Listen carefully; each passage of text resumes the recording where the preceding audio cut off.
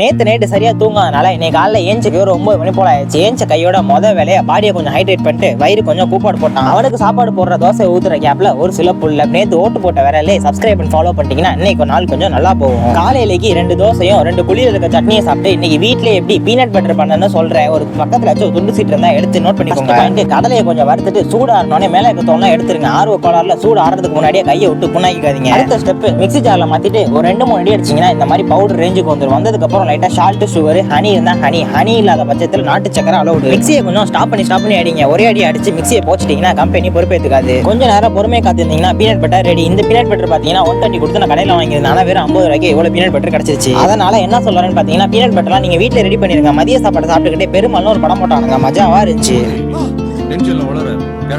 சாப்பிட்டு முடிச்ச கையோட இவ்வளவு நாள் போட்ட வீடியோ எல்லாம் ஒரு மாதிரி சுமாராவே போகுது, ஒரு மாதிரி சுறுசுறுப்பாகவே இல்லை. அதனால வர நாட்கள்ல எப்படி இம்ப்ரூவ் பண்றான்னு ஒரு துண்டு சீட்டை போட்டு எழுதிட்டு இருந்தேன். ஒரு நைட்டுக்கு பார்க்குக்கு எப்போதும் போல வாலிபால் விளையாட கிளம்பியாச்சு. அசலுக்கான பேசிக்லாம் கொஞ்ச நேரம் ட்ரெயின் பண்ணிட்டு தனியா பண்றதுக்கு போர் அடிக்க நம்ம லியோ தாஸ் கம்பெனியை கூப்பிட்டு கொஞ்ச நேரம் எல்போ லிவர் 2 பேரும் பண்ணிட்டு இருந்தோம். நம்ம லியோ தாஸும் கொஞ்ச நாளாவே எல்போ லிவரை கடுமையா ட்ரெயின் பண்ணிட்டு இருக்கான்.